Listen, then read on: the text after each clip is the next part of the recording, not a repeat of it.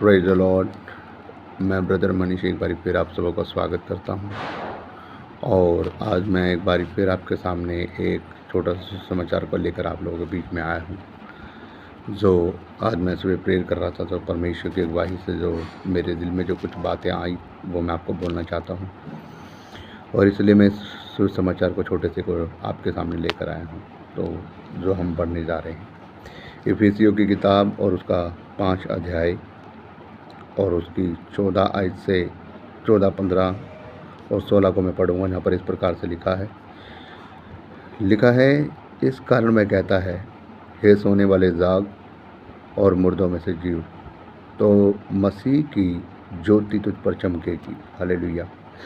यहाँ पर बाइबल इस प्रकार से कह रही है कि हे सोने वाले जाग और मुर्दों में से जीव, तो मसीह की ज्योति तुझ पर चमकेगी। इसका मतलब ये है, प्रभु का वचन यहाँ पर इस प्रकार से कह रहा है कि हे सोने वाले जाग, मतलब कि अब तक तूने अपनी ज़िंदगी जो इतनी बिता दी है संसारिक चीज़ों में, तू सोया हुआ है, पाप में, बुराई में, अंधकार के कामों में तू खोया हुआ है, सोया हुआ है, अभी भी तू मुर्दा है। तो परमेश्वर हमें जागने के लिए कह रहे हैं। जागने के लिए क्यों कह रहे हैं? कि अपने आप को जगा, इस बुरे कामों से, इस बुरे पाप से, इस बुरी नस से अपने आप को बाहर निकाल। क्योंकि जब तू जागेगा, अभी तक तू सोया हुआ उस पापों में, इस व्यभिचार में, इस गंदगी में, इस नशे में, इस बुराइयों में, इस ईर्खाबाजी में, इस चुगलीपन पे, इस ठट्ठेबाजी में, इस गलत संगति में अभी तक तो तू सोया हुआ है। लेकिन परमेश्वर हमें जागने के लिए कह रहा है। परमेश्वर हमें जागने के लिए कह रहा है, मतलब कि वो कह रहा है कि जाग जा, मतलब इन सब चीज़ों से बाहर आ जा, इन बुराइयों से बाहर आ जा, क्योंकि इन सब चीज़ों का इफ़ेक्ट एक हमारी ज़िंदगी में, हमारी लाइफ के ऊपर पड़ना है। जब एक समय आएगा, जब अगर हम सोए रह गए, अगर हम जागे नहीं, तो एक समय आएगा जब हम इस दुनिया से वाकई में, जब हम शरीर में भी सो जाएंगे, तो हम सोए के सोए रह जाएंगे। और जब हमारा न्याय होगा, जब हमारी रूह का न्याय होगा, तो परमेश्वर फिर हमें सीधा हमें आज्ञा देंगे कि इसको ले जाकर नरक की आग में डालो। तो उस नरक की आग में ना तो वहाँ पर पानी है, ना कुछ सुख शांति है, ना कुछ चैन है, और ना हम वहाँ पर हम आपकी आत्मा मरने वाली है। वहाँ पर सिर्फ पीड़ा ही पीड़ा है। तो इसलिए परमेश्वर यहाँ पर हमें कह रहा है कि हे सोने वाले जाग और मुर्दों में से उठ। मतलब परमेश्वर ने मुर्दा कहा है उन सभी लोगों को जो पाप में है, बुराई में है, जो संसार की इन अभिलाषाओं में फंसे पड़े हैं। संसार की अभिलाषाओं मतलब कि 24 घंटे पैसा पैसा पैसा, 24 घंटे मेरे बच्चे, मेरा ये, मेरा वो, मेरा बिजनेस, मेरा घर, मेरी प्रॉपर्टी, मेरा ये वो, सब मुर्दा है।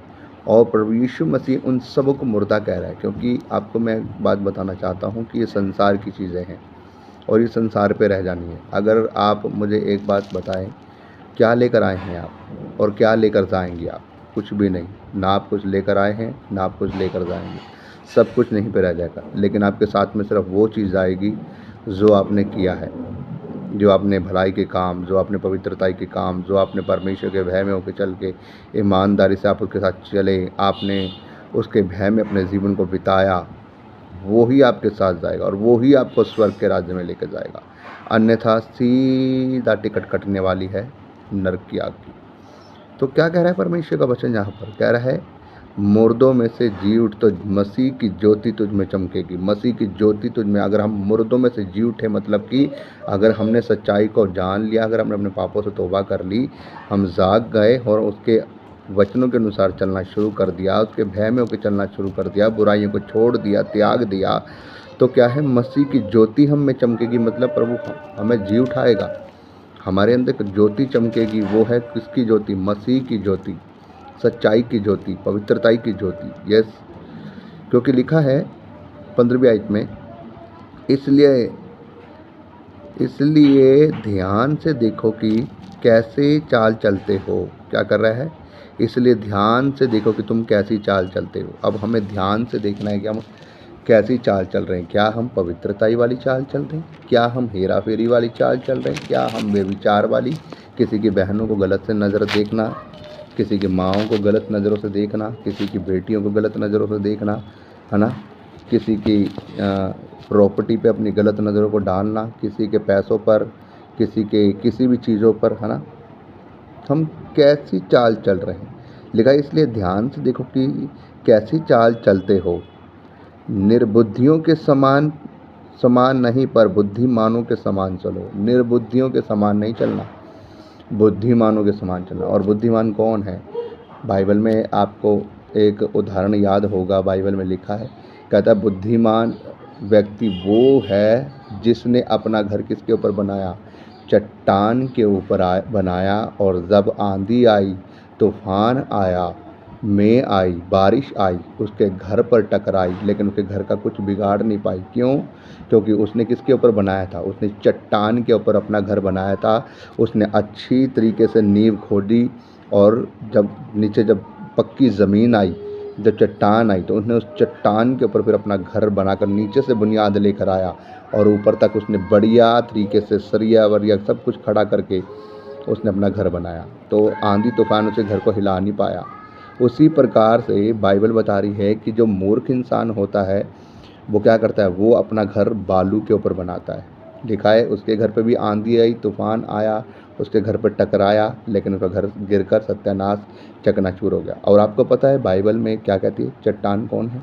प्रभु यीशु मसीह। बाइबल में उस चट्टान को, प्रभु यीशु मसीह को चट्टान कहा गया है। हालेलुया।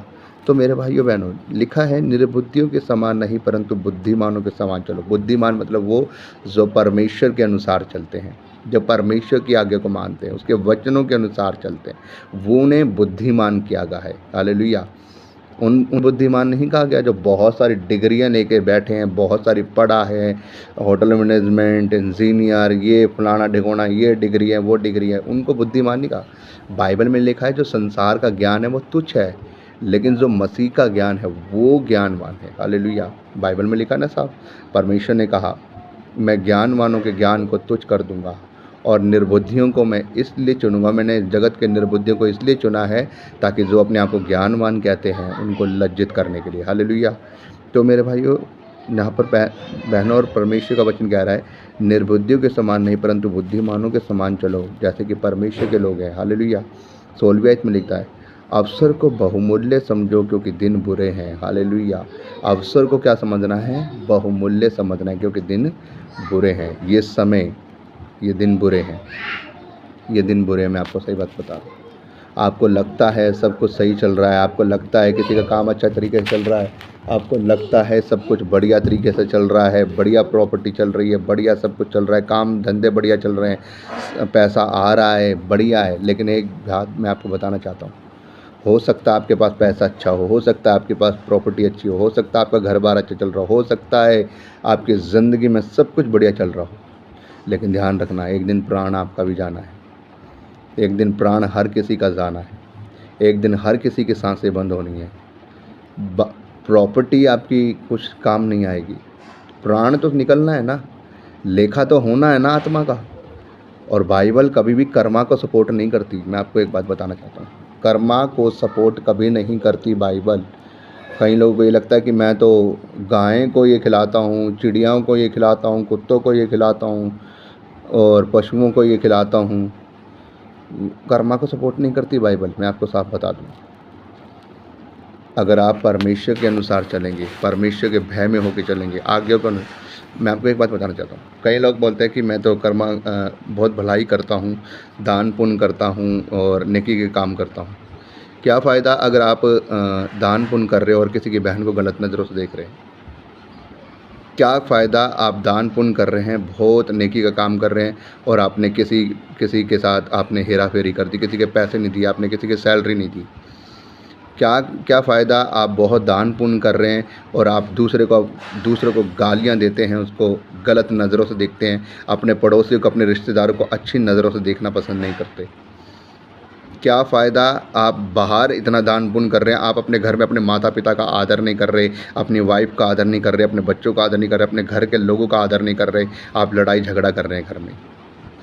क्या फ़ायदा आप बाहर इतना दान पुण्य कर रहे हैं, सब कुछ कर रहे हैं, इतने भलाई के काम कर रहे हैं, लेकिन आपके बिज़नेस में, आपकी जॉब में जहाँ पर आप काम करते हैं, एक लेबर को पैसों की ज़रूरत थी, उसके घर में सख्त हालत बुरी थी, उसने आपसे हेल्प मांगी लेकिन आपने उसे मना कर दिया कि नहीं, मैं नहीं दे सकता। मेरे भाइयों बहनों, परमेश्वर हमें यही वचन सिखाते हैं।